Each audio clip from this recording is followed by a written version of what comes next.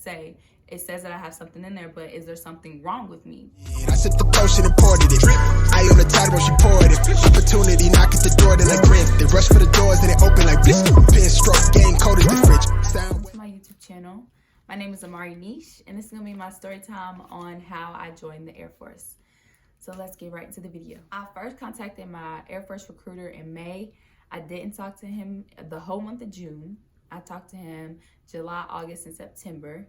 What took me so long for me to start talking to the recruiter and get the ball rolling on me joining is because I knew the first thing that I had to do was take the ASVAB. And so I've taken the ASVAB before because I did JROTC for 3 years in high school. So I knew what it consists of, but this time I actually wanted to do good, so I was studying for it. I bought a study book off of Amazon, and I was studying it till I finished it, did all the practice tests. And then after I finished, I told my recruiter that I was ready to take the test. They always give you a 2-day process with this because my recruiter told me that after I take my ASVAB, I will be going straight over to the Galt House, staying the night there, and then the next day I will actually go through MEPS, which they give you a wake-up call at the hotel at 4:15 in the morning. You have to be downstairs by 5 o'clock, and then they give you a free breakfast, and then you head over to the federal building so you can go through your MEPS processing. So MEPS actually stands for Military Entrance Processing Station. What consists of MEPS is height and weight measurement, hearing and vision examination, urine and blood test, drug and alcohol test, muscle group and joint maneuvers, just to make sure you have flexibility in the right places and that you hit the requirements that they want in order for you to join the military. Now, I was at the federal building on the MEPS floor till about 11 a.m. and I was originally supposed to swear in that day, but that was not the case for me because when I got to the head, shoulder, and neck doctor, they told me that they felt like my thyroids were enlarged and that they wanted me to go get blood work and an ultrasound on my neck.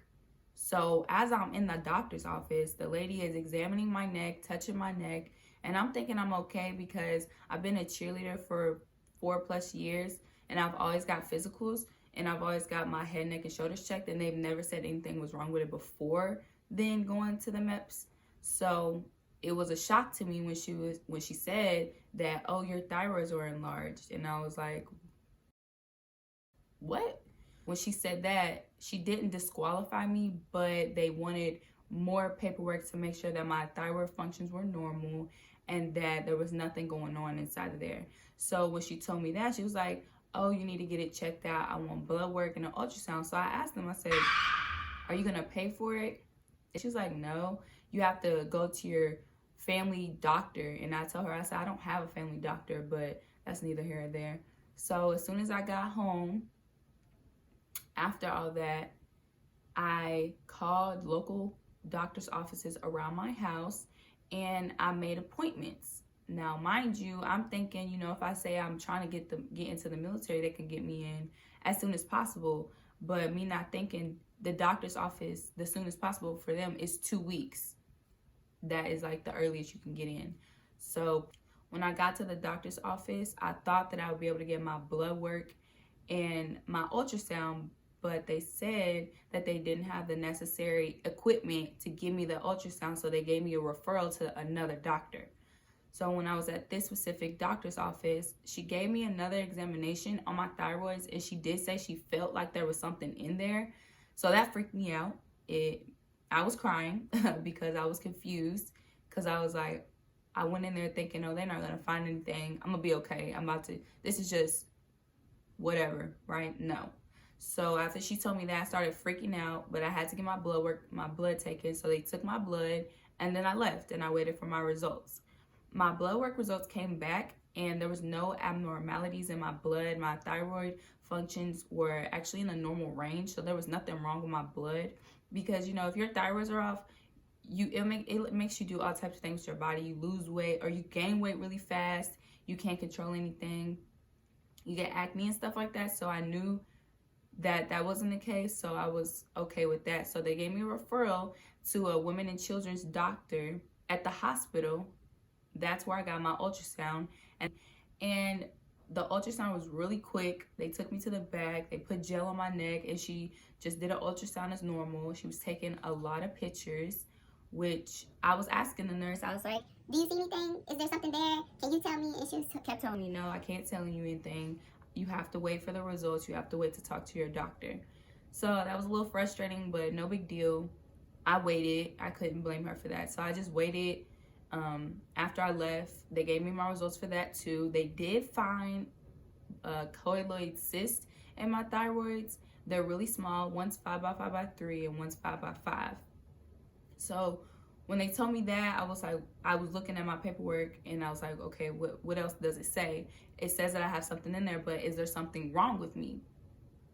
There's nothing wrong with me. My thyroid function, like I said, is normal. The cysts are there, but they're benign. They don't do anything to me. I'm healthy and normal. But it's good to know that it was there, because I did not know it was there. I don't know when it popped up. I don't know if it's been there the whole time and the other doctors just let me slide so I can play my sports. I really don't know. But I'm glad that I know they're there, because the military is probably going to monitor it. Maybe, maybe not. I'm not sure. So as soon as I got my results, you have to turn it into your recruiter. So I turned my paperwork in ASAP. I gave them to my recruiter. So what I did was I just went to My Charts Norton's and I screenshotted the results and I sent it via email to my recruiter, and he did the okay to it and he sent it to the MEPS office, the federal building. But they actually denied it because they said that it was a screenshot and they don't know if it's real. It could be falsified. So they said they wanted a PDF file or it had to be a hard copy. So then I had to contact my doctor's offices that I went to again. One doctor gave me a hard copy, one doctor gave me the PDF file. As soon as I got those, I turned those in again. Mind you, the MEPS office, they are closed for every holiday, Thanksgiving, Christmas, and New Year's. So whenever I was turning in my paperwork, they would be closed the next week. So a 1 week process would turn into a 2 week process, whatever. So after Thanksgiving was over, I waited another week and I called my recruiter and I said, have you heard anything from the MEPS office? What's going on? And he was like, no, I haven't heard anything. I'm going to contact them today. So he contacted them, and what came to find out, my file hasn't been even looked at, because I don't know why. They just were taking their time, I guess. It was not important to them because people always coming in and out of the MEPS office. So I'm just another name, which is fine. I don't care. But so after that, he told them to move my file to the top of the pile so they could look at my paperwork to see if I joined the military or not. And finally, they finally looked at it. They finally accepted me in. This was my third time actually getting accepted in, which is weird, but it's okay. Because the first time I was supposed to swear in, I didn't get to because they told me my thyroid function was wrong. The second time, they told me that I got accepted, but actually the MEPS office accepted me and cleared me medically, but my Air Force doctor did not accept me and clear me medically. So when they told my recruiter, he told me, so I'm thinking I'm going to swear in. No, the whole time that's not the case. So I had to wait another week after that to even get sworn in. So I actually got to swear in. Back that Monday, I went straight into my recruiter's office. He sent me to the guard house.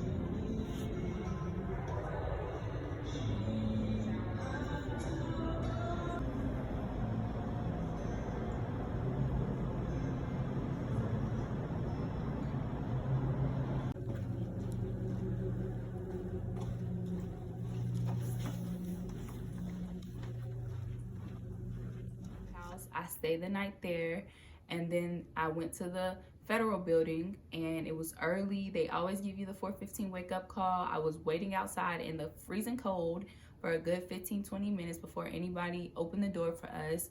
They gave us the rules and regulations of the federal building. As soon as I got there, they told me that if you have a thong, you have to take it off, which they always tell you, but my recruiter didn't inform me that the MEPS office might re-examine me.